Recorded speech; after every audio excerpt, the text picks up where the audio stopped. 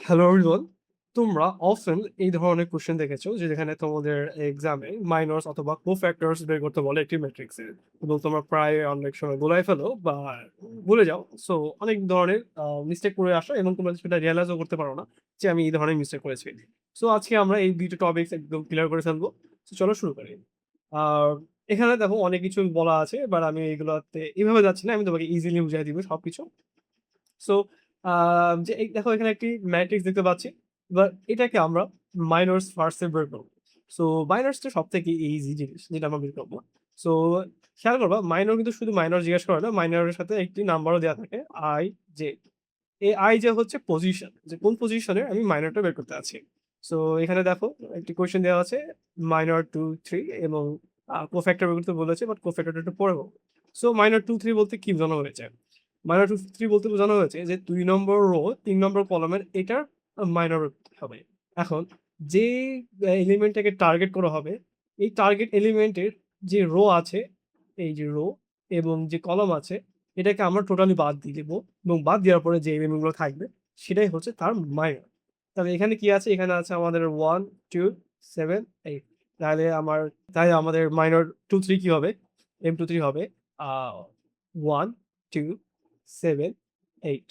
ঠিক আছে? এটা হচ্ছে আমাদের মান।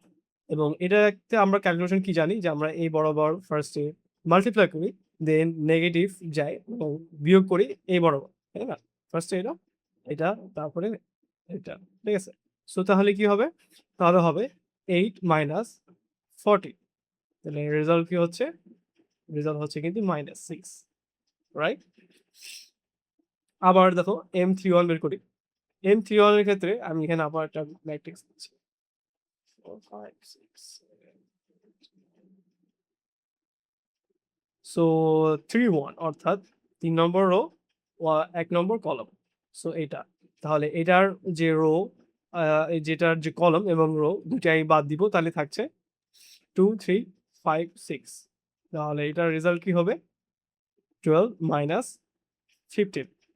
তাহলে কি হচ্ছে? তাহলে হচ্ছে -3। দেখছো? এর পেয়ে গেছি। বাট কোফ্যাক্টরও কাইন্ড অফ এটাই।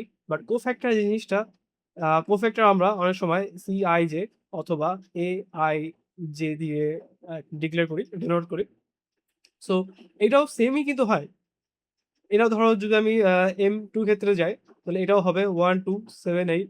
অর্থাৎ ও আমরা কি করব? আমরা হচ্ছে এরকম ওই যে টার্গেট করা হবে ওইটার রো এবং কলামকে আমরা বাদ দিব। দিয়ে যেগুলো থাকবে সেই এলিমেন্ট গুলো নিয়ে আমরা কোফ্যাক্টর বানাবো।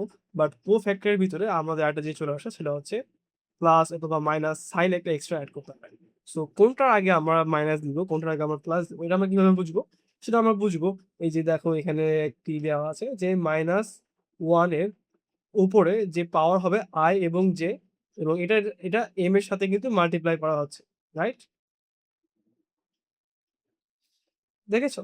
সো এটা আবার কি হবে? চলো আমরা বের করি। তাহলে 2, 3 এর জন্য কি হচ্ছে? 2, 3 অর্থাৎ 5 হচ্ছে। সো আমরা জানি যে মাইনাসের উপরে যদি আমাদের ইভেন নম্বরের পাওয়ার থাকে, তাহলে সেটার ক্ষেত্রে আমরা এটা প্লাস হয়ে যায়। কিন্তু অড নম্বরের হলে সেটা নেগেটিভই থেকে যায়। তাই না? সো এটা দেখো 5 একটা অড নাম্বার, তাই আমাদের হবে কি হবে? আমাদের নেগেটিভই থেকে যায়। সো সেহেতু এটা কিন্তু -6 হবে না। সো সি C23 হবে -1 মাল্টিপ্লাই বাই 1, 2, 7, 8। অর্থাৎ এটা কিন্তু M23। তাহলে রেজাল্টে কি হবে? যেখানে আমাদের আগে আসছিল -6, এবার আসবে প্লাস। অর্থাৎ হচ্ছে এখানে দেখো M31